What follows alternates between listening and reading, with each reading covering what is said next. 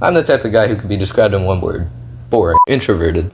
This leads to many countless hours of me shutting myself off from society and playing video games instead of, I don't know, getting jacked, touching grass, or curing cancer or something. So today, I'm going to talk about everyone's favorite blocky game with a killer soundtrack: Tetris.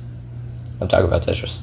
What is a Tetris, you may ask? Which is a stupid question. Everyone and their dog knows Tetris. No, for real, your dog actually has the top score. Kinda embarrassing.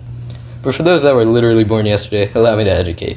Tetris is a classic puzzle game consisting of different Tetraminos. Yeah, those things. Each of them Tetraminos are made up of 4 different squares, all arranged in different configurations, creating 5 distinct shapes, as well as mirrored versions of the last 2. The object of the game is simple. You have a grid, 10 by 20, you'll be given a random loadout of Tetraminos, and your goal is to stack the Tetraminos in such a way that you don't reach the top. You can rotate each block by 90 degrees and hold up to 1 block at a time. Complete a full horizontal row and it disappears. Easy enough, right? So why did it take until late 2023 for someone to actually beat the game? I mean, this game released in when? 1984. So that means it's older than DVDs, LeBron James, Jar Jar Binks, and the pyramids. Nah, I'm just kidding. Star Wars takes place a long, long time ago. So I guess the only real question to ask is, how? How is this game still so popular that you have more spin-off and sequel games than the entire population of Wyoming? There's even a board game? Oh, wait. You need friends to play that. And this isn't a franchise like Mario where they have to make a million different games to stay relevant. Throughout all of its iterations, the core concept of Tetris has always been the same. Stack the blocks, don't lose. What? There's even a Just Dance for this game. How does that even...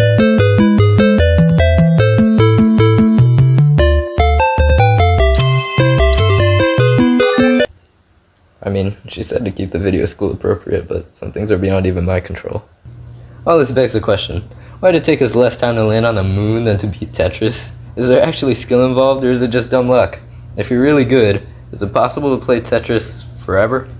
Well, part of what makes Tetris so amazing is that the concept is extremely simple, meaning anyone can play, but only few can master. Looking at the Tetraminos, other than noticing they resemble different letters, you can actually notice patterns between the way they fit. J and L fit nicely with O, and S, Z, and T blocks interlock nicely with one another as well.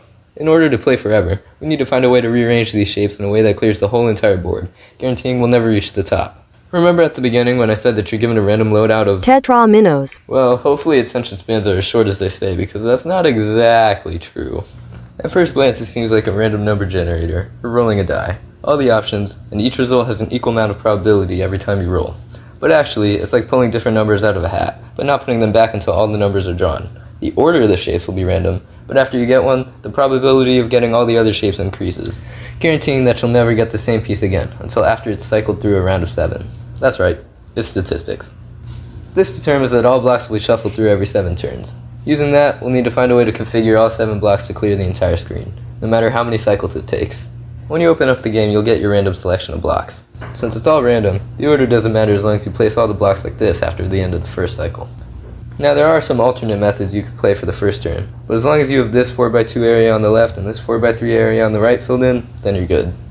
From there we'll continue stacking the S, Z, and T blocks on the left, and the J, L, and O blocks on the right. We'll keep playing this pattern for the next 3 cycles, until finally, at the end of cycle 4, after all 28 blocks have been placed, we're left with 2 4x4 blocks on each side.